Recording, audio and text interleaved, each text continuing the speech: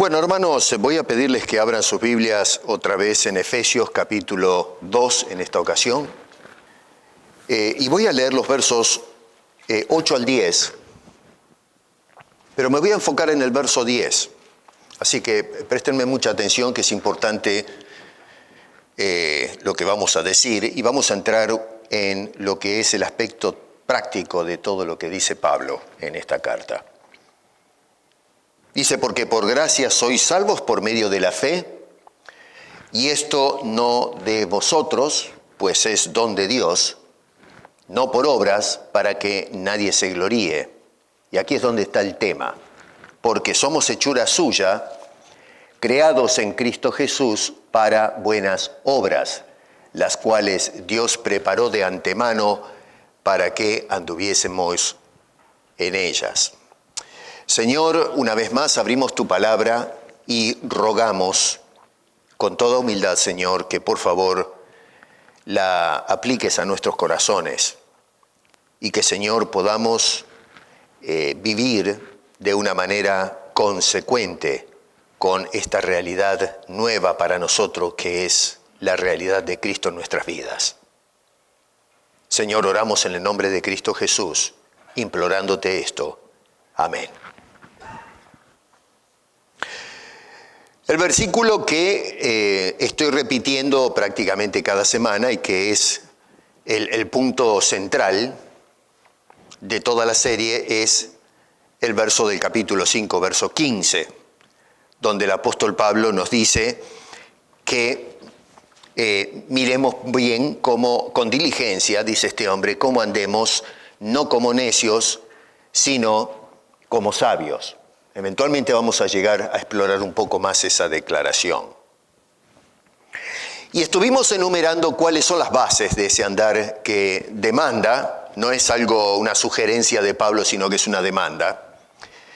¿Y cuáles son las bases de esa demanda? Es, ante todo, por el capítulo 1, verso 3, el hecho que Dios nos haya bendecido con toda bendición espiritual. La segunda cosa que habíamos observado es el hecho, versículo 4, que hayamos sido escogidos incluso desde antes de la fundación del mundo para ser santos y sin mancha, que eso dice mucho. En tercer lugar, nos dice este hombre que otra de las bases de nuestro andar cristiano es la predestinación. Dice este Señor, en amor habiéndonos predestinado para ser adoptados hijos suyos. Y luego indicamos que otra de las bases, lo que acabamos de recordar ahora, es el hecho de nuestra salvación, de haber sido salvos por la obra de Dios por medio de nuestro Señor Jesucristo. Y entonces ahora llegamos a este verso 10, que es muy importante. Me llama la atención que muchas veces la gente se memoriza el versículo 8, ¿no? Por gracia sois salvos por medio de la fe, y esto no de vosotros, pues es don de Dios. La mayoría de los cristianos que llevan años en el Evangelio se memorizan ese versículo, que es muy querido y además es central para nuestra fe. El verso 9 ya algunos lo memorizan, ¿no? Porque a fin de cuentas está ligado al verso 8, pero no sé por qué dejamos siempre el verso 10 a un lado.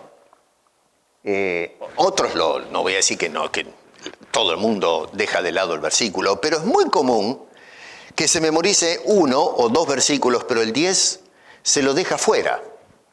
Y el 10 es justamente a donde apunta el apóstol San Pablo. El verso 8 es un versículo de, aseguramiento de dónde viene nuestra salvación, pero el versículo 10 nos habla del para qué fuimos salvos. Así que todo lo que escribe el apóstol Pablo tiene un propósito, un para qué. No es simplemente de decir las cosas porque sí, y lo mismo sucede con Dios. Dios no hace absolutamente nada sin una razón o propósito. Y este hombre ya, si han prestado atención, nos dice en el capítulo 1, el verso 11, en la segunda parte, que todo sigue un plan trazado y maestro por parte del Señor, que diseñó ese plan según su propósito, su voluntad. No hay ningún tipo de llamada telefónica a Dios a los hombres para ver si le pueden dar una mano, o pedir a los ángeles que Él ha creado y decir, sentarse con ellos en algún concilio extraño y decir, bueno, a ver muchachos, ¿qué hacemos con esto? Dios hace las cosas según su voluntad, incluso desde antes que exista algo fuera de la existencia misma y eterna de Dios.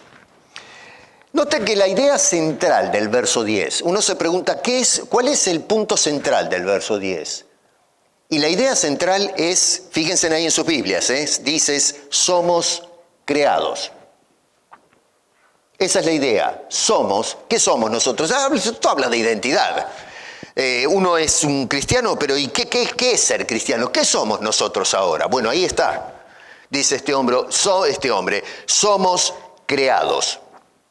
Y saben una cosa, yo creo que se ha descuidado mucho esta palabra para esto de ser creados, para llegar a hacer algunas conclusiones y esto lo vine repitiendo casi semana a semana, de respaldar algunas conclusiones teológicas que tiene la gente. Hemos hablado de partidos doctrinales o teológicos que están en conflicto en la actualidad. No es algo nuevo porque ya hace muchos años que se viene discutiendo, pero hoy hay una especie de empuje a este tipo de debates entre diferentes escuelas de pensamiento. Y a veces perdemos de vista al apóstol Pablo por completo en esa discusión. Hay quienes se ponen del lado de los calvinistas, otros de los arminianos, ¿y Pablo qué? Y ya hemos hablado del anacronismo que muchas veces hay en estas discusiones, porque estamos, perdiendo de vista que pasaron alrededor de 1500 años desde Pablo a Calvino o Arminio. Así que, obviamente, acá hay un problema en la comprensión de las cosas.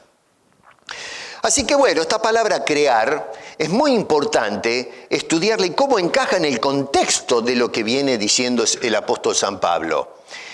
Y créame que en cuanto a lo que analizamos del versículo 8, en cuanto a la fe como don de Dios, algunos dicen que no, que es la actividad del hombre, justamente esa palabra crear es la que, digamos, le pone el broche de oro a lo que es el don de Dios y descalifica por completo la intervención humana o algún tipo de participación que asista a Dios en cuanto a la salvación se refiere. Repito, lo he dicho otras veces, hay quienes sostienen que cuando se habla de la fe no es un don de Dios sino una actividad humana. Bueno, no señor, aunque sí es una actitud humana, sin embargo el don, la fe es un don directo de Dios. La palabra crear, en el idioma en que se escribe el Nuevo Testamento, la utilizaban los griegos en periodos antes del nacimiento de Cristo para describir la fundación de una ciudad o de una comunidad. Entonces, ahí es cuando se usaba esa palabra krizo en griego, de levantar algo que no existe. Es decir, se trata de la actividad, la acción y el efecto de inventar o de establecer algo que anteriormente no existía. En un sentido estamos hablando de algo que surge en una forma inédita y original. Eso es más o menos lo que hay detrás de este concepto cuando se usa la palabra crear. Los seres humanos, ustedes y todos los hombres que pasaron por la historia, pueden crear nuevas cosas.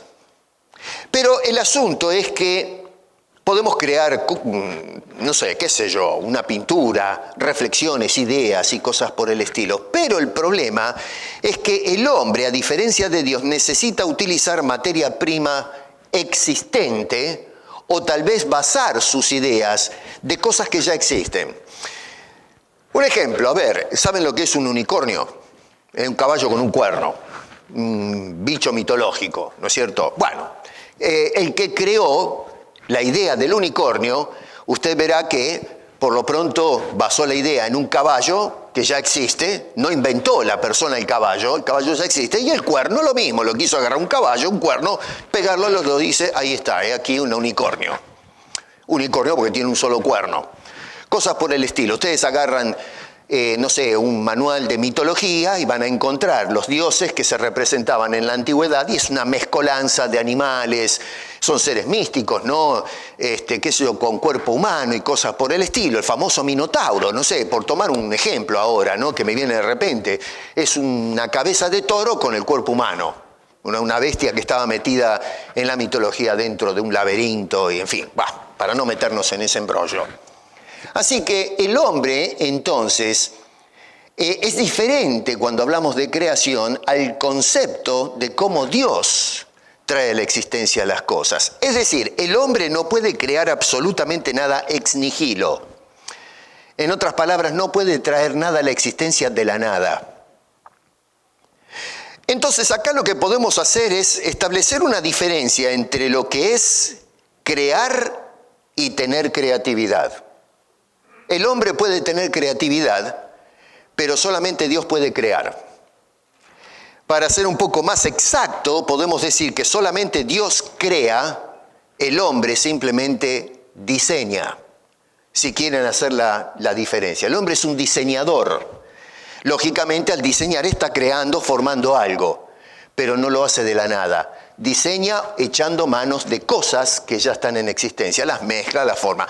Un pintor, usted agarra a no sé si alguna vez fueron a un museo de artes, hay alguno, acá el de Toronto es muy hermoso, estuve en el de Washington, que es un espectáculo, y hay unas obras, pero extraordinarias, creaciones del autor.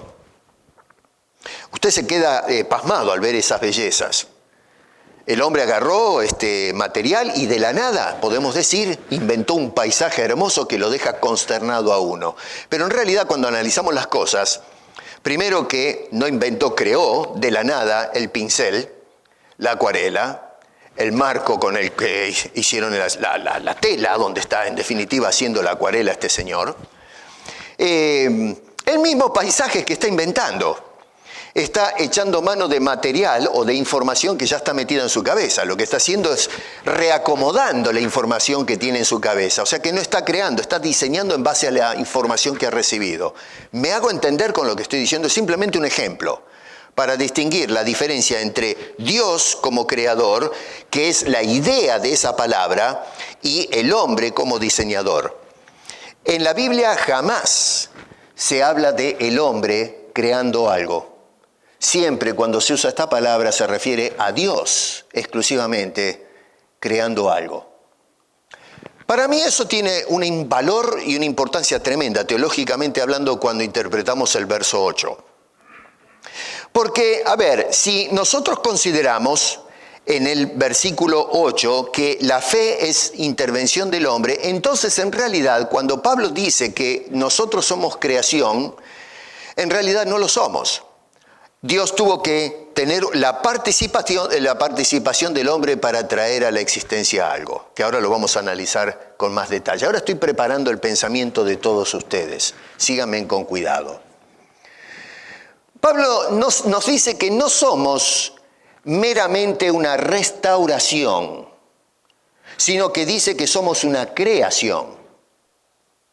Es decir, Dios no está emparchando o está remendando o remodelando al hombre afectado por el pecado, el hombre caído. Dios no está remendando tu vida, o la mía, o la de cualquier persona que busca a Dios, sino que dice que lo hace nuevo espiritualmente. ¿Entiende esa diferencia? No enmendado, no emparchado, sino una persona totalmente nueva. Pablo, escribiendo la segunda carta a los Corintios, por ejemplo, decía con más detalles, acá no se explaya en Efesios, simplemente hace afirmaciones, pero escribiendo a los Corintios decía, de modo que si alguno está en Cristo, nueva criatura es. Dice, las cosas viejas pasaron, he aquí todas son hechas nuevas, no algunas. Y llama la atención que Pablo no está diciendo que es la vieja criatura remendada, No dice que es una nueva criatura de punta a punta. Somos completamente transformados. Esto es lo que en la Biblia, teológicamente hablando, se habla de, menciona como regeneración o el nuevo nacimiento. Nacer quiere decir se muere lo que éramos antes y ahora nace una nueva criatura. Eso es ser uno nuevo en Cristo Jesús. Una cosa pero impresionante lo que dice el apóstol Pablo acá. ¿Se ven ustedes como nuevas criaturas? La Biblia los ve así. La Biblia dice que somos una criatura nueva, una nueva creación. Siempre, recuerden esto, siempre que se utiliza la palabra creación en las Escrituras se refiere a una obra de Dios, no una obra del hombre. El hombre no se puede autocrear, no se puede autodiseñar.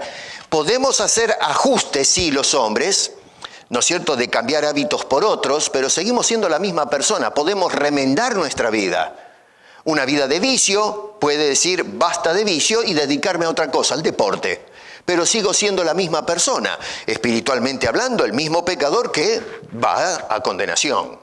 Pero cuando Dios mete las manos en el asunto, la persona cambia completamente. Somos una criatura nueva.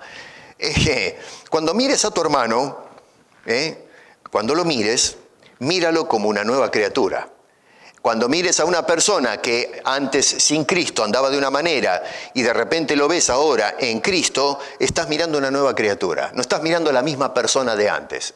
Esto es algo sorprendente. Para nosotros resulta absurdo hasta cierto punto. Decimos, pero si es la misma persona, tiene las mismas canas, el mismo peso, la misma pinta, no me vengan con ese cuento. Bueno, así es como lo vemos nosotros, pero la obra de Dios, que es otra cosa, dice que esa es una nueva criatura en Cristo Jesús. Sorprendente. ¿Cuál es la importancia de esto que dice Pablo en el verso 10 a la luz del contexto de lo que vinimos desarrollando en las últimas semanas? Pablo va a afirmar tres cosas en ese verso. Fíjense bien ahí. Primero, ¿por quién somos creados? Segundo, ¿en quién somos creados? Y tercero, ¿para qué fuimos creados? Repito, ¿por quién? ¿En quién? Y número 3, ¿para quién? Vamos a mirar los tres con un poquito de detalle. Dice, ¿por quién somos creados? Bueno, noten que comienza diciendo, somos hechura suya. Ahí mismo está respondiendo el apóstol Pablo a la pregunta. ¿Cuál es nuestro origen? La palabra griega acá también, yo insisto en el idioma porque nos abre el panorama en la comprensión del texto. Esa palabra hechura, poema sería, de ahí viene la palabrita poema en nuestro idioma español, o poesía. Lo que habla es de haber hecho algo que no era. Más o menos esa es la idea. Algunos intérpretes, acá quiero hacer una aclaración, lo que, con el propósito, no sé, de romantizar, creo yo, este pasaje bíblico o espiritualizarlo un poco, dicen que nosotros como nueva creación somos un poema de Dios. Bueno, suena muy lindo eso, ¿no es cierto? Muy poético, pero no es la idea del texto.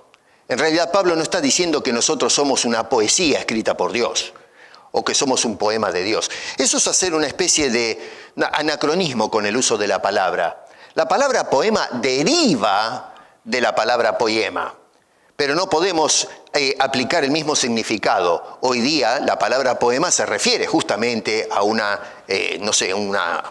fabricación o una obra literaria, pero no necesariamente la idea de la que está hablando el apóstol Pablo. Así que traer el concepto contemporáneo en nuestra lengua hispana y trasladarla al pasado, a la idea con la que escribió el apóstol Pablo, es hacer un trabajo un poco deshonesto con la Escritura, por decir menos. Así que lo que tenemos que hacer es interpretar la palabra en su sentido original y no en la forma en que se utiliza en el campo de la literatura. La palabra poema quiere decir o poema quiere decir sencillamente hacer algo. Por eso la traducción es espectacular. Dice hechura o somos hechos de Dios, no somos escritos. Repito, somos nueva criatura. Así que hechos por Dios significa no hechos por el hombre. La obra es absoluta de parte de Dios. Pablo ya nos dijo en el contexto todos los beneficios que hemos recibido de parte de Dios. En el capítulo 1 nos dice que hemos sido bendecidos con toda bendición espiritual. Nos dice que hemos llegado a ser santos y sin mancha por la obra del Señor, adoptados hijos suyos, redimidos, perdonados, somos herederos, cosa tremenda, hoy yo no tengo un peso partido al medio, pero eventualmente no se sientan los que están pobres, no se sientan tan pobres porque dice que somos herederos de las glorias eternas, coherederos con Cristo, así que no somos tan pobres después de todos. Nos dice que tenemos absoluta garantía, Dios nos selló con el Espíritu Santo y esas son las arras de todo lo que el Señor va a hacer y lo que ha prometido con nuestras vidas. La palabra arras quiere decir, o arrabón quiere decir garantía. También se nos ha dado la vida, capítulo 2, se nos ha dado la salvación, nos dice en el versículo 8, así que es tremendo, todo eso que enlistó el apóstol Pablo es hechura suya. Es obra absoluta y exclusiva de Dios. En este sentido podemos decir que somos la obra maestra de Dios en cuanto a criaturas que estaban perdidas y que merecen el infierno. Somos el producto y el resultado de la mano de Dios en nosotros. Qué cosa más linda, ¿eh? Lo que tú eres en Cristo Jesús, mi querido hermano, es porque Dios te hizo. Ninguno de nosotros nos hicimos a nosotros mismos. Eso es una teología incorrecta. Dios te hizo. Y te hizo sin tu ayuda. Lo hizo con su total poder, autoridad e iniciativa propia. Por eso es que Dios es el que se lleva la gloria y el hombre no. Ahora, la conjunción porque que aparece allí introduce la idea que explica en un sentido la afirmación que le antecede ahí en el versículo 9 y en un sentido en la segunda parte del versículo 8. A ver, este hombre dijo, esto no de vosotros, pues es don de Dios, no por obras para que ninguno se gloríe. ¿Por qué? Bueno, porque somos hechura suya, es la respuesta. Así que es don de Dios, no es de nosotros, pero ¿cómo es esto? ¿Por qué es así? Bueno, porque Dios nos hizo, no nosotros a nosotros mismos. Esa es la idea que está llevando el apóstol Pablo hacia adelante. Y pienso yo que, otra vez, muchos de los problemas que tenemos cuando agarramos el verso 8 y tratamos de promover algún tipo de sincretismo en donde el hombre colabora con Dios o toma la iniciativa de creer en Dios, divorciando la actividad de Dios en su corazón primero, es justamente porque no tomamos en cuenta todos los versículos, todas las ideas del apóstol San Pablo. El verso 10 hay que considerarlo porque es de vital importancia para interpretar el verso 8 correctamente. Ya hicimos ese trabajo, no me voy a entretener otra vez hablando de ese versículo 8, por supuesto. Así que, si la fe es iniciativa del hombre, como sostienen en algunos círculos, y no se trata de un Dios exclusivo de Dios, entonces ya no somos hechura suya. En parte somos hechura nuestra, porque hay algo que yo tuve que hacer para poder entonces, a fin de cuentas, ser adoptado un hijo suyo, ser regenerado. Hay una especie de colaboración, esto se le llama sincretismo, una especie de encadenamiento, de colaboración entre la criatura y el Creador. Así que el verso 8 dice, pues un don de Dios la salvación, y el verso 9 amplía la idea, no por obras, una vez más. ¿Por qué? Bueno, porque somos hechos o somos hechura exclusiva de Dios. Así que todo lo que somos es obra de Dios. ¿Llegan a alcanzar la magnitud de lo que está diciendo Pablo? Lo que usted y yo somos es obra de Dios. Y quiero que guarde eso en su cabeza, porque ahora va a ver por qué es importante que entendamos eso, porque eso determina cómo nosotros vamos a vivir ahora que somos hechos en Dios. Ahora, así como Dios, pensaba yo, por eso el apóstol Pablo nos dice, a ver, si somos hechos de Dios, tenemos que andar de una manera consecuente. Dice, anden como sabios, no como necios. Cuando nosotros nos vamos al libro del Génesis, creo que esto es de conocimiento común, que Dios creó todas las cosas y puso al hombre como un administrador de la creación. Estamos de acuerdo en eso. Es elemental. Evangelio 1:1, si se quiere.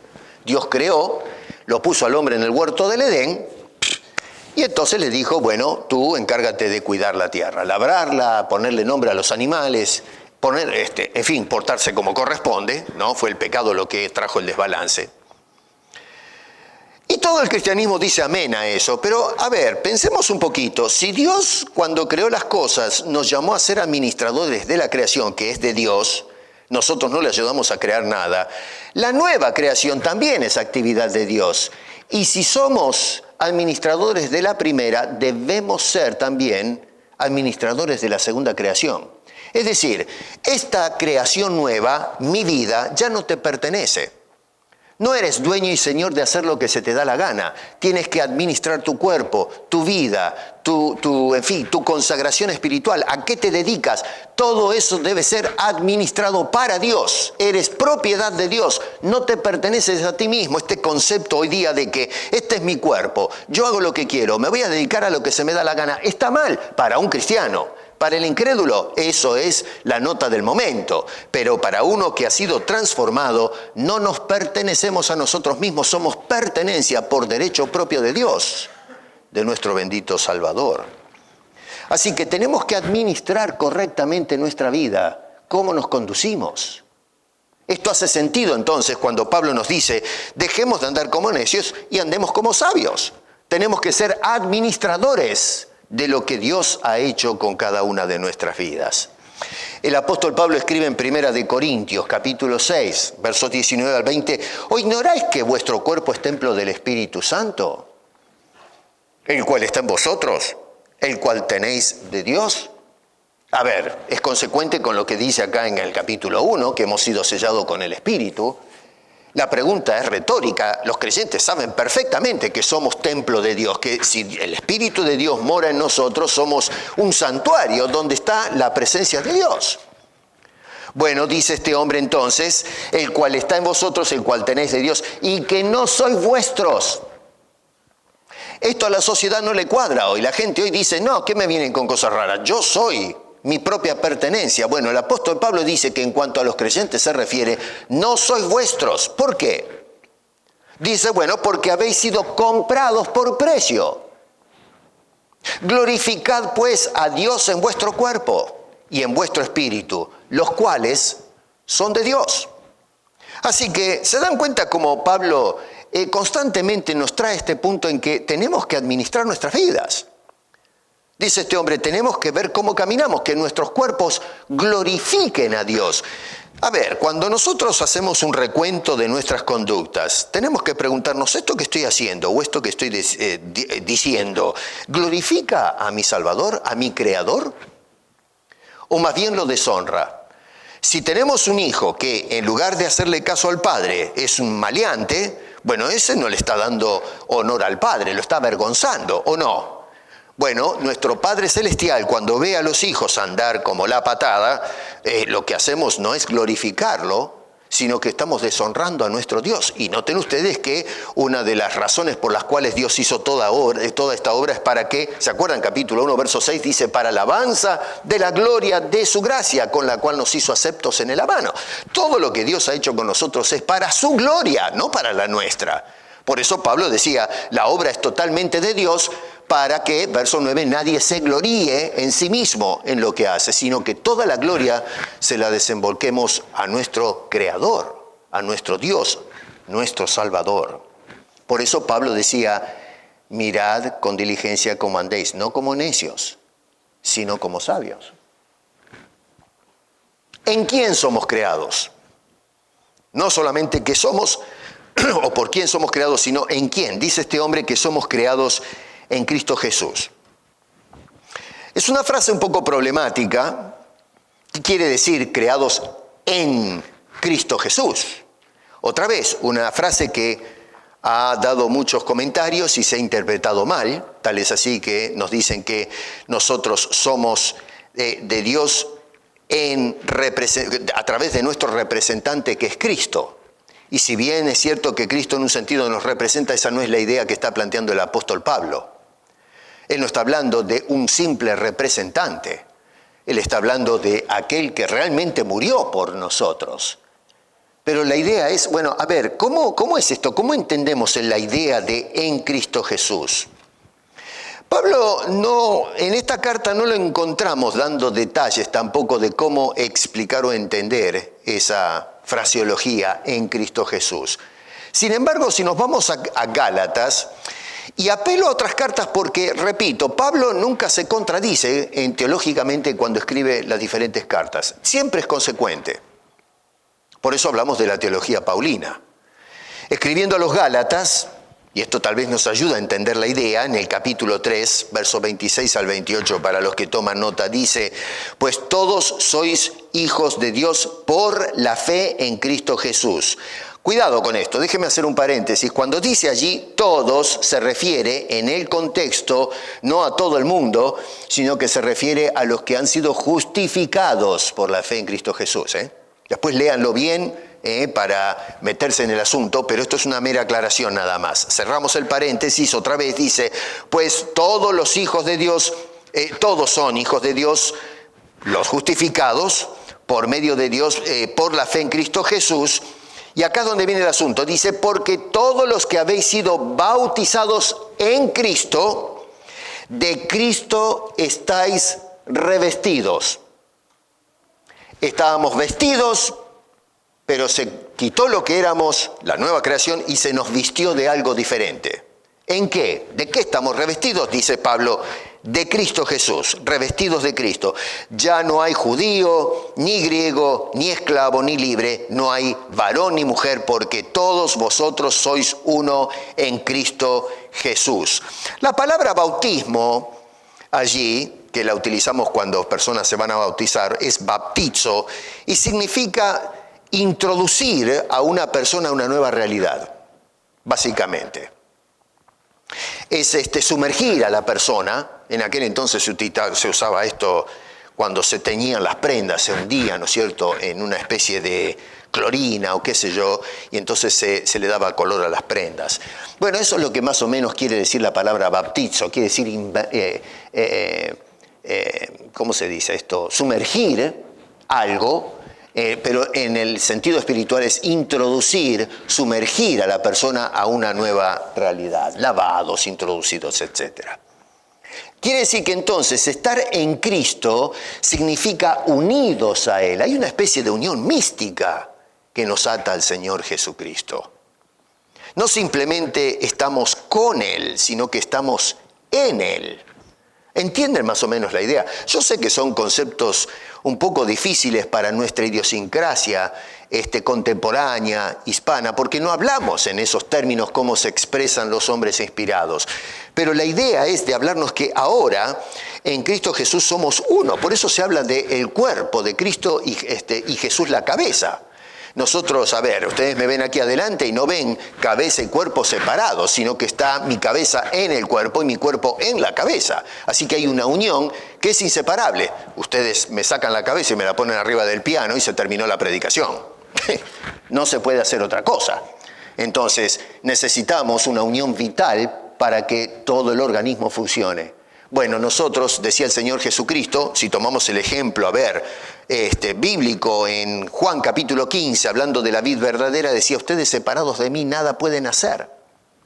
Y no solamente el concepto de la vid verdadera, no es que no podemos hacer, sino que incluso no podemos ser absolutamente nada, porque el olivo, la planta que da fruto, el fruto sin la planta no es.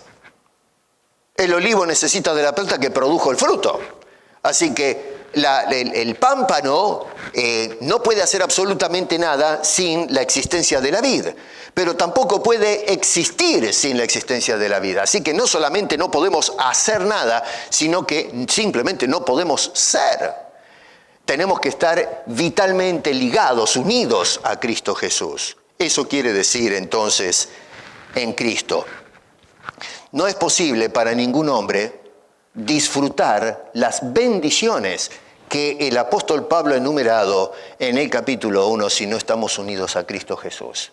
De ahí la importancia de venir a los pies de la cruz, de caer de rodillas y pedirle perdón a Dios por nuestros pecados, implorar al sacrificio de Cristo Jesús para que entonces podamos ser unidos a Él y de esa manera entonces disfrutar todos los beneficios de la salvación que nos ofrece Dios a través de su Hijo Jesucristo. Es una cosa pero muy dolorosa ver una sociedad hoy entera que le da la espalda justamente a esos favores de Dios gratuitos, por gracia, por ser testarudos y obstinados, por no unirnos a Cristo Jesús, o ser unidos, debería decir más adecuadamente, a Cristo Jesús para recibir la savia de esa vid, todos los beneficios que Dios tiene para nosotros y que los ha preparado desde antes de la fundación del mundo.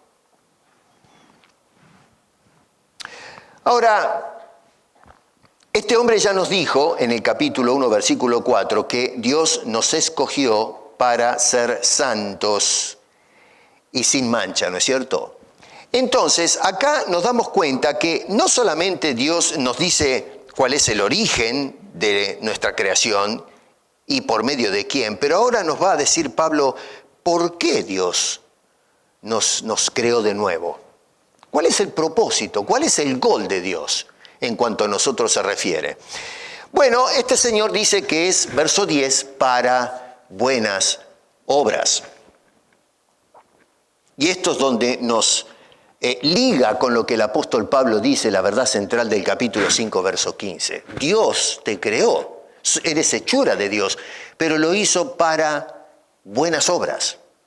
No nos salvó por obras buenas, pero nos salvó para obras buenas. Cuidado, no se confunda la cosa. Pablo no está diciendo que somos salvos por obras. Está hablando que antes de ser salvos no podemos obrar para tener la salvación, pero después que he sido salvo, la cosa es, ¿y para qué me salvó? Bueno, ahora como cristianos del otro lado de la cruz, Dios nos salvó para buenas obras. Así que nosotros no fuimos creados, hermano querido, para ser puestos en una ciudad o en una iglesia de adorno. No somos figuras decorativas. Mi esposa Gloria tiene sus muebles, ¿no? Estamos ahora en un departamento, hemos tenido que deshacernos un montón de cosas porque de una casa a un departamento no hay espacio. Y entonces ayer mi hija nos regaló, se fue de vacaciones y nos trajo una tortuguita, ¿no? No sé si porcelana o qué sé yo, no una tortuga de verdad, ¿eh? Y andábamos dando vuelta por el departamento, ¿dónde metemos esta tortuga? Porque si la poníamos arriba en es una cosita chatita, sí, está muy linda, ¿no? Muy simpática la tortuga. Pero andábamos con la tortuga por todos lados diciendo, ¿dónde la metemos la cosa esta? Porque si la ponemos en una vitrina allá arriba no la ve nadie. La ponemos allá, está escondida atrás de un florero. La ponemos acá, es demasiado pequeña para el mueble grande. No sabíamos dónde meter ese bendito animal o esa cosa. Terminamos poniéndolo arriba de una mesa de café en la sala, ¿no? Ahí la pusimos, se ve preciosa la tortuguita. Así que cuando vengan ahí van a encontrar la tortuga. Bueno, pero la pusimos ahí para que se vea. Pusimos eso de adorno. Y ahí está estático, no se va a mover de ahí a menos que alguien la patee o la cambie de lugar. Pero esa tortuga cuando lleguemos ahora a casa, ahí va a estar. No se mueve para nada. A veces los cristianos se quedan en su silla y no se mueven para nada. A veces los cristianos vienen a la fe cristiana y no se mueven, no hacen nada, no producen nada. Son estáticos, son piezas de adorno. Bueno, alguien produjo esa tortuga para venderla de adorno. Bueno, Dios no nos creó a nosotros para que nos quedemos de adorno. No somos figura decorativa como esa tortuga.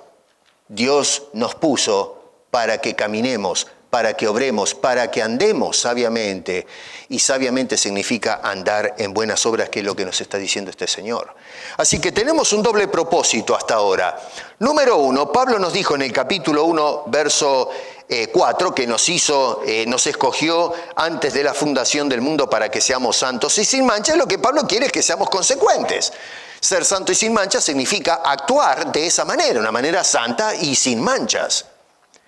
Y nos dijo en el verso 6 del capítulo 1 que fuimos hechos, hemos sido creados, hemos sido redimidos, en fin, todo lo que indica este hombre es todo para la alabanza de la gloria de su gracia, la alabanza de la gloria de Dios. Esa es la primera y central idea del por qué hizo todo esto Dios.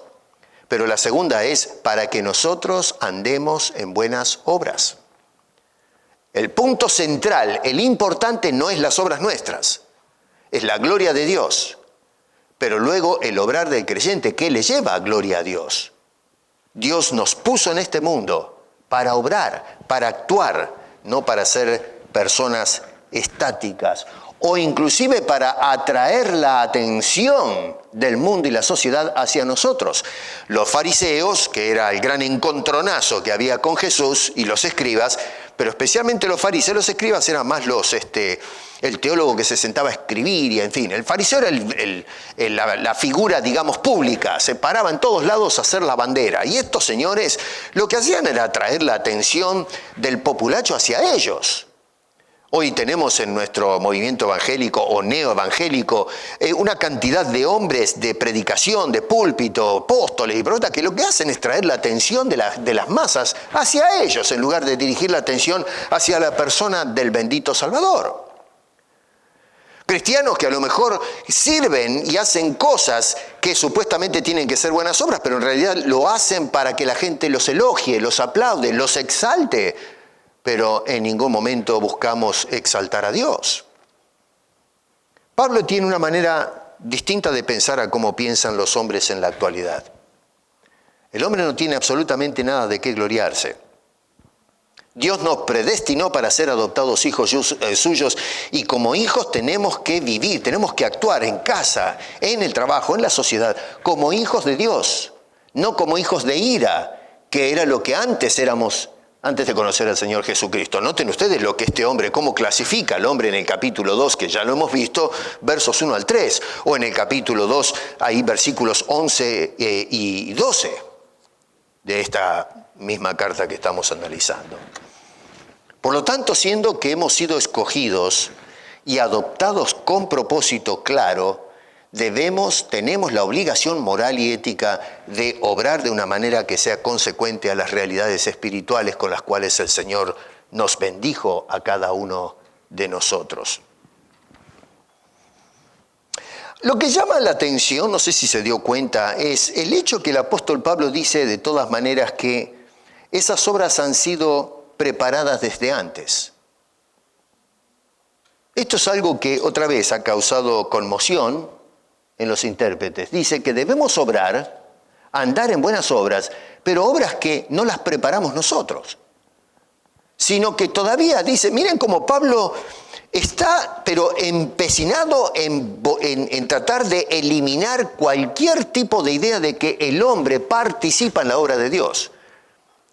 Está ensimismado en hacernos entender que no hay nada que yo traigo a la ecuación, es todo obra de Dios. Incluso el obrar del cristiano ya ha sido preparado por Dios de antemano. Es sorprendente la tenacidad con que Pablo quiere dejar claro este asunto.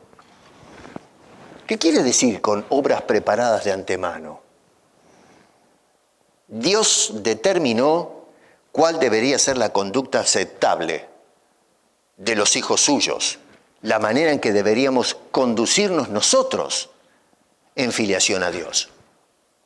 No es lo que yo digo que debería ser la buena conducta, no, es Dios quien preparó. Es así como quiero que ande mi hijo.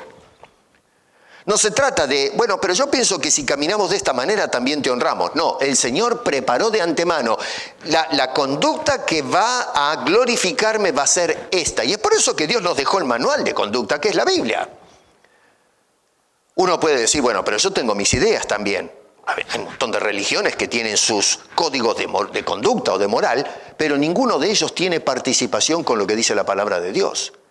Lo que Dios dice en cuanto a conducta es exclusivo de su mente y su voluntad. Dios determinó cuál es la conducta aceptable, agradable y perfecta delante de Dios. No tiene nada que ver con la opinión del hombre, es lo que Dios determina. Y noten que no se trata, Dios no nos dijo estas cosas para que supiésemos cuál debería ser nuestra conducta, sino para que anduviésemos en ella. Porque una cosa es conocer cómo deberíamos andar y otra cosa distinta es andar como deberíamos hacerlo. Hay mucha gente que se recita de memoria. ¿Cómo debe andar el cristiano? Deberíamos hacer esto y la gente dice amén. Pero Pablo no está hablando de qué se debería hacer, sino qué tienes que hacer. Así que no se trata de conocer cómo debemos andar, sino que este hombre dice debemos andar de esa manera. Es una demanda de la voluntad divina. O sea que Dios nos preparó a nosotros, pero también preparó la conducta de nosotros. Dios determinó cómo debería andar cada hijo suyo.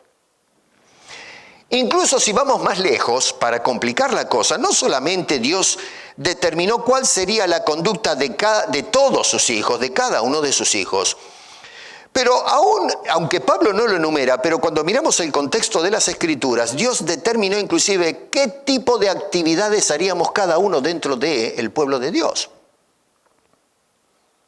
Lo que tú haces para Dios no salió de ti. Dios lo determinó incluso desde antes que nazcas.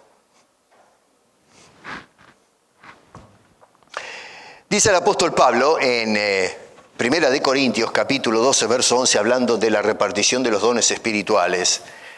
Dice, todas estas cosas, uno y el mismo espíritu, repartiendo el espíritu. No la persona, no el pastor o el apóstol que dice a ti te doy el don este, a ti te doy el espíritu por allá y qué sé yo. No, dice el espíritu es el que reparte a cada uno, no a una élite, a cada uno de la iglesia en particular. Miren cómo este hombre no deja que se malentienda la idea. Por eso digo, no es interpretar, es explicar nada más lo que dice Pablo. Así que Dios dio a cada uno y luego agrega, en particular, como Él quiere. Dios dice, tú vas a hacer esto. Yo soy el que digo lo que vas a hacer. No, pero yo quiero hacer esto otro. No, Señor, yo reparto, dice Dios el Espíritu. En particular a cada uno como yo quiero. Estoy usando obviamente el pronombre en una forma figurada, ¿no? Como Él, es decir, el Espíritu Santo quiere. Efesios 4:7. Pero a cada uno de nosotros fue dada la gracia conforme a la medida del don de Cristo. Dice a cada uno, no a algunos. Jeremías capítulo 1, verso 5. Dice, antes que te formase. Pero esto es algo extraordinario. Yo digo, la palabra de Dios es maravillosa porque nos abre un campo de visión que el hombre natural no puede entender, no puede penetrar. ¿Cómo es posible esto? Dice, antes que te formase, no cuando estás formado te estás formando, está hablando incluso antes de la gestación, antes que te formase en el vientre, te conocí. Pero si no existe todavía este hombre. Bueno, nosotros razonamos de esa manera, pero en cuanto a Dios se refiere, te conocí, ya tengo una relación con esa criatura que todavía no existe. Y dice, y antes que nacieses, te santifiqué, te aparté, te puse a un lado, ¿pero para qué? Dice este hombre, te di por profeta a las naciones. Pero, este hombre todavía ni siquiera está gestando. Y Dios dijo, tú cuando nazcas vas a ser profeta. ¿Cómo? ¿A dónde va a parar la decisión del tipo? No, yo quiero ser carpintero. Yo quiero ser mecánico de auto. Quiero ser corredor de las carreras olímpicas. No, vas a ser profeta. Para eso te traigo. Para eso te conocí. Vas a ser profeta. ¿Y qué fue Jeremías? Fue profeta. Le guste o no le guste, fue profeta. En Gálatas capítulo 1... versos 15 y 16, pero cuando agradó a Dios que me apartó, noten eso, me apartó, me santificó desde el vientre de mi madre y me llamó. Pero usted va a llamar a un chico que recién abrió la matriz. Mis nietos, cuando Alisa, ¿no? La primogénita. Alisa, vení, acompáñame, vamos a la iglesia. Recién acaba de salir, ¿usted la llama? Dice Dios, me llamó, Pablo dice, me llamó. Y me llamó por su gracia, no porque vio algo que vale la pena en el apóstol Pablo. Dice, me llamó por su gracia revelar a su Hijo en mí para que yo le predicase entre los gentiles. Pero escúcheme una cosa, Pablo era un judío recalcitrante. Decirle a un judío, dígame usted que va a ir a predicar a los gentiles, eso era una cosa pero inverosímil. Y Pablo llegó a entender que como judío Dios lo había llamado. ¿Se acuerdan que era un fanático, no quería saber nada con los judíos? La iglesia la persiguió, con los judíos, con los gentiles, debo decir. Persiguió a la iglesia. Bueno, Dios dijo, yo te llamé y te escogí y me vas a ir a predicar a los gentiles. Eso era de alta ofensa para un judío. Es una cosa tremenda esto. Dios decide, no nosotros. No solamente determinó desde antes cuáles van a ser las obras de sus hijos, pero determinó desde antes lo que vamos a hacer cada uno de nosotros para la gloria suya.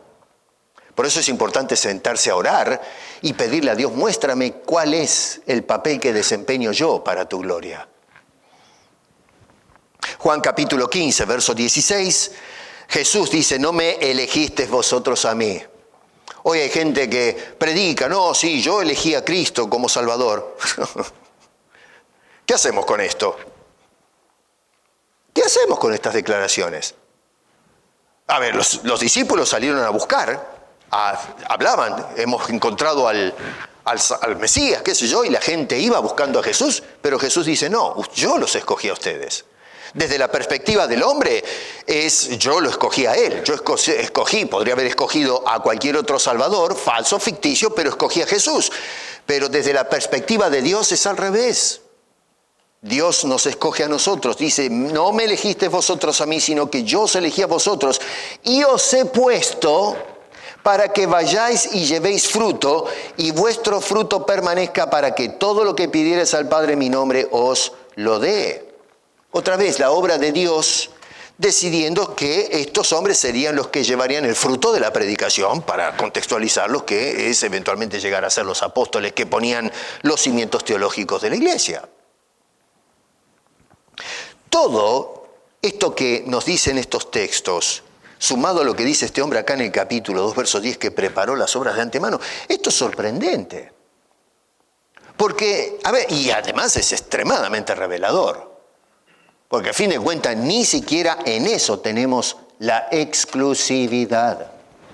Por eso es que Dios se lleva la gloria, hermano. Nosotros no podemos gloriarnos absolutamente de nada. Y lo que Dios nos llama a hacer debemos hacerlo con gozo, con alegría, con satisfacción, sea chico, sea grande, porque es lo que Dios escogió que hagas para llevarle gloria. Y es que al hacerlo inclusive, le estás llevando mayor gloria a Dios. A ver, uno puede decir, bueno, pero yo creo que le da más gloria a Dios que yo pase adelante a predicar, que uno que limpia la silla. Si Dios eligió para predicar, predica. Pero si te eligió para limpiar o acomodar una silla, acomoda la silla. Porque a fin de cuentas no se trata de tu gloria, sino de lo que le lleva mayor gloria a Dios.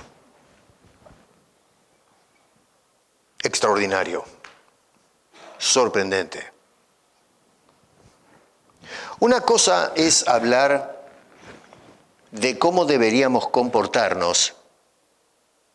Y mucha gente de los púlpitos hace eso. Se cansan de predicar de cómo debemos comportarnos. Otra cosa distinta es comportarnos. Y la predicación no debe ser basada simplemente en el qué debo hacer, sino hazlo. Y empezando con los predicadores, por supuesto. Pero todo el mundo, no se trata de lo que debo, sino hacer eso que debo. En otras palabras, no se trata de hablar, sino de andar, no de decir, sino de hacer. No es una opción esto que nos dice este hombre, es una obligación moral que tenemos todos nosotros. Todo lo que Dios llevó a cabo según su plan, como dice ahí en el capítulo 1, verso 11, en la segunda parte, lo hizo, por un lado, para la alabanza de la gloria de su gracia. Pero luego, en forma secundaria, lo hizo para que tú y yo andemos, no como necios, sino como sabios. Y el hombre sabio, la mujer sabia, anda habiendo sido hecho santo y sin mancha, y andando en buenas obras. que cada cosa que nosotros hacemos, pensemos si eso le está llevando la debida gloria a Dios. Porque de lo contrario estamos siendo pésimos administradores de la creación. En ese sentido, la nueva creación que Dios ha hecho con cada uno de nosotros. No desperdicies tu vida. No la desperdicies en pavadas, en tonterías. Invierte tu vida, tu juventud, tu vejez, tu edad madura, la nata de tu vida, todo lo que eres, lo que tienes, lo que vas a tener, lo que tuviste, todo entrégalo a Dios, de tal manera que Dios pueda ser glorificado. Y deja que Dios guíe tus pasos para que hagas la obra por la cual el Señor te puso en el vientre de tu madre. Algo que en aquel entonces no entendías, pero Dios ya tenía determinado. Eso es predestinación, eso es elección, eso es la soberanía de Dios, a quien se le da toda la gloria, sin ninguna ayuda o participación del hombre. Es un privilegio, es una honra que nos hace a Dios a nosotros, criaturas viles, que, como ya indicamos, Pablo los describe perdidos en delitos y pecados que merecen el infierno, y que Dios haya escogido a esa persona desde antes de nacer para hacerlo esto y para que pueda andar en las obras que Dios preparó, determinó que le llevaría mayor gloria. Hagamos eso, hermano.